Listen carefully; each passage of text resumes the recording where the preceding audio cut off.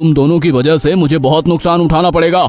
माफ करना सेठ जी, हम दोनों तो पूरी मेहनत से काम कर रहे हैं, आप बेवजह हमें डांट रहे हो। देख दिवाकर, मैंने तरस खाकर तुझे और तेरी पत्नी को काम पर रखा है, वरना यहाँ मजदूरों की कमी नहीं है। अगर तुम दोनों ठीक से काम नहीं करोगे तो मैं तुम्हें काम से निकाल दूंगा। अभी मैं खाना खाने जा रहा हूँ, मेरे वापस आने तक ये सारी ईंटें छत तक पहुँच जानी चाहिए। इतना कहकर बनवारी वहाँ से चला जाता है। देखिए जी, हमें जल्दी जल्दी काम करना होगा। सेठ बहुत ही बेरहम है, वो हमें इंसान नहीं बल्कि मशीन समझता है। उससे बहस करके कोई फायदा नहीं, हमें वक्त से ये सारी ईंटें छत पर पहुंचानी होगी, वरना वो हमारी मजदूरी काट लेगा। तुम ठीक कहती हो भाग्यवान, गरीब की किस्मत में दुख के अलावा और क्या लिखा है। उसके बाद दोनों पति पत्नी ईंटें उठाकर छत पर पहुंचाना शुरू कर देते हैं, लेकिन तभी जल्दबाजी में उन दोनों का पैर फिसल जाता है।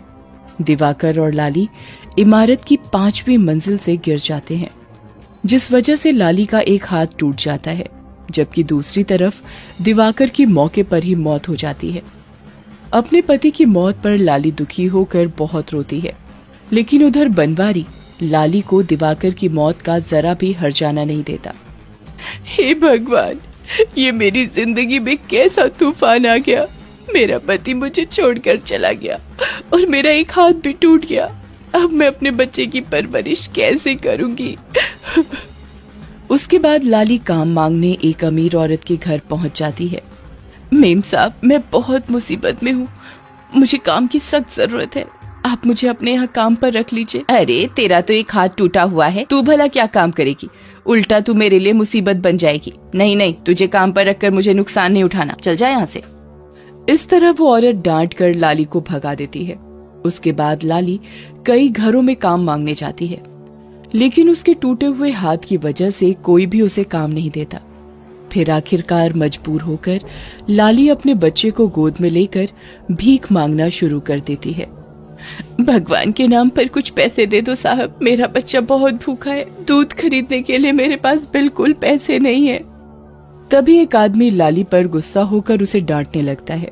अरे ये क्या रोज रोज का नाटक है, हाँ?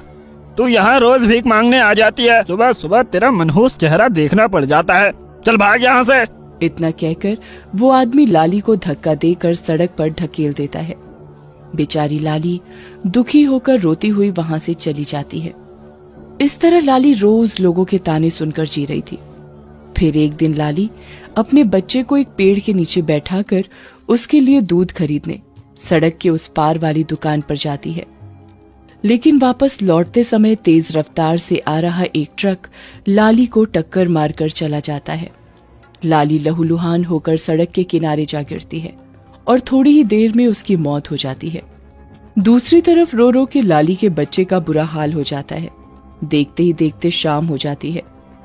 तभी वहां से गुजर रहे राजेश और सुधा नाम के नव दंपति की नजर लाली के बच्चे पर पड़ती है।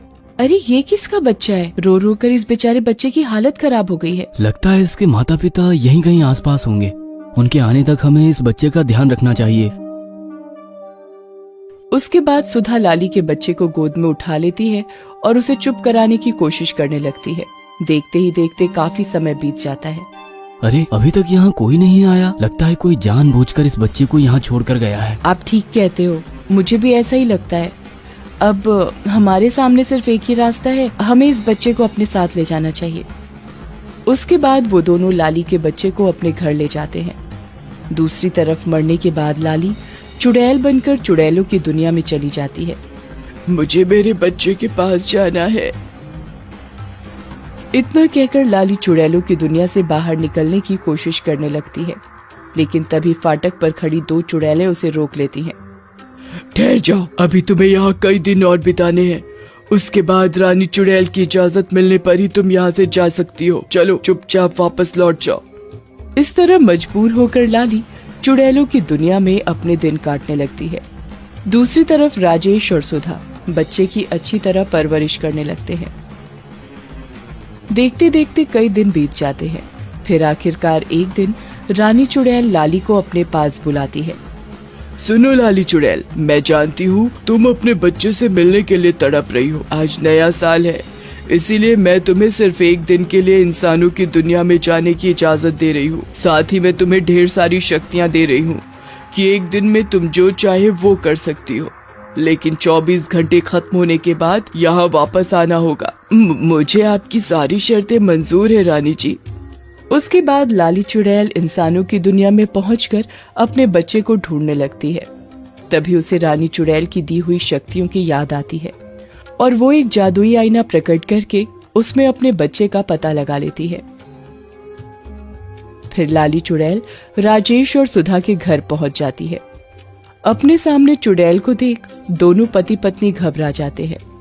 अरे अचानक चुड़ैल हमारे घर पर कहां से आ गई? लगता है ये हम दोनों को जान से मारने आई है। नहीं नहीं, मुझसे घबराने की जरूरत नहीं है। मैं तुम दोनों को कोई नुकसान नहीं पहुंचाऊंगी। मैं सिर्फ अपने बच्चे से मिलने आई हूँ। अच्छा, तो ये बच्चा तुम्हारा है? हाँ, ये मेरा बच्चा है। तुम दोनों ने मेरे बच्चे को सहारा देकर मुझ पर बहुत बड़ा उपकार किया है। आज नए साल का दिन है, इसीलिए मैं तुम दोनों को कुछ देना चाहती हूँ। इतना कहकर चुड़ैल अपनी जादुई शक्ति से राजेश और सुधा के घर के ऊपर जादुई बादल प्रकट कर देती है। फिर अगले ही पल उन बादलों से ढेर सारे सोने के सिक्के बरसने लगते हैं और देखते ही देखते पूरी छत सोने के सिक्कों से भर जाती है। ये चमत्कार देख राजेश और सुधा बहुत खुश होते हैं। आज के बाद तुम दोनों को कभी पैसों की कमी नहीं होगी। मेरे बच्चे की अच्छी तरह परवरिश करना। मेरे ये जादुई बादल हमेशा तुम्हारे घर के ऊपर मौजूद रहेंगे। जब भी तुम्हें सोने के सिक्कों की जरूरत होगी तो तुम छत पर जाकर इन जादुई बादलों से सोने के सिक्के मांग लेना। उसके बाद लाली चुड़ैल अपने बच्चे को गोद में उठा लेती है और सारा दिन उसके साथ बिताती है।